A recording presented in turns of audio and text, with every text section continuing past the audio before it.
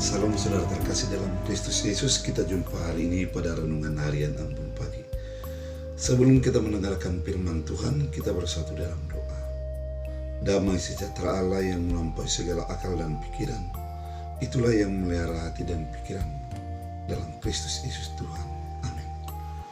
Saudara terkasih, firman Tuhan untuk kita hari ini diambil dari 1 Korintus 3 ayat 22 sampai 23.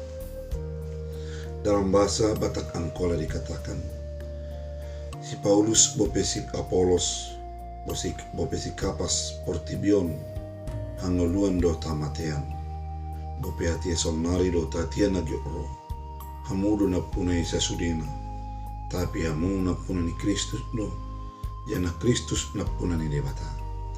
Dalam bahasa Indonesia,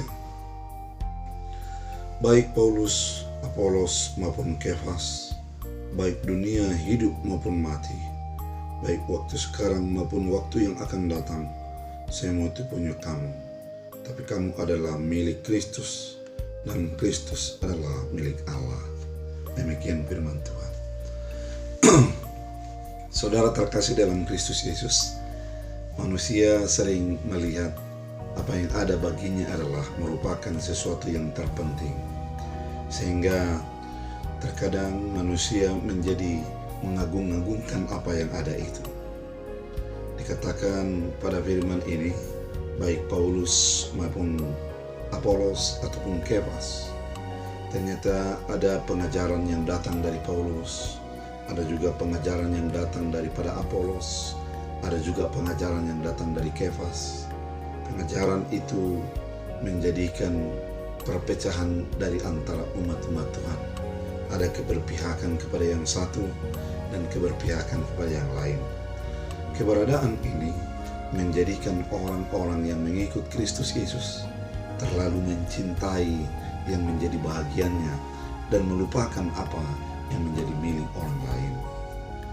Dan juga ada orang yang mempertanyakan tentang kehidupan setelah kematian, dan juga ada yang mempertanyakan tentang hidup pada masa kini. Keadaan ini dibumbui oleh ajaran-ajaran yang ada kepada ajaran tentang Kristus pada saat itu. Namun pada firman ini Paulus menegaskan bahwa tentang keberpihakan, tentang milik Paulus, milik Kefas dan milik Apolos, ataupun tentang hidup dan mati, itu adalah merupakan milik kita sebagai manusia. Namun di atas segalanya itu, kita harus menyadari kita adalah milik Kristus. Artinya apa yang milik kita itu, di atasnya adalah Kristus Yesus. Apa yang menjadi hak kita itu, yang paling berharga semuanya adalah Kristus Yesus.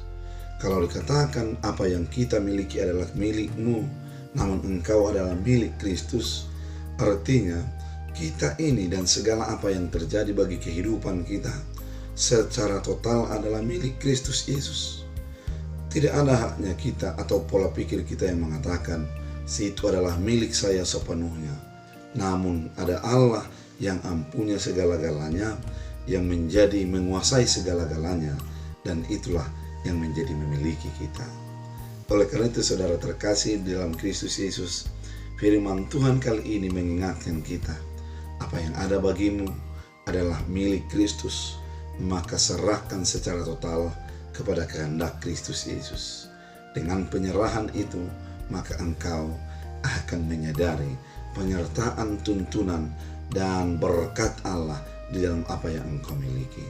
Kalau ada orang merasa bahwa apa yang ada baginya adalah miliknya, itu lalu merupakan sesuatu kesadaran yang secara kemanusiaan. Namun kesadaran secara spiritual, kita harus menyadari bahwa kita adalah milik Allah. Biarlah firman ini menjadi bagian hidup kita. Kita bersatu dalam doa. Terima kasih Tuhan, biarlah firman-Mu menjadi bagian hidup kami, yang mengingatkan kami adalah milik Kristus. Sehingga apa yang ada bagi kami adalah milik Kristus juga, yang dipersembahkan untuk kemuliaan Kristus. Biarlah firman ini menjadi berakar berbuah. Hamba berdoa, sembuhkan yang sakit, kuatkan yang lemah, hiburkan yang sedih, dan Engkau tuntun setiap orang agar mengenal Kristus. Dalam Kristus Yesus. Amin. Tuhan Yesus memberkati.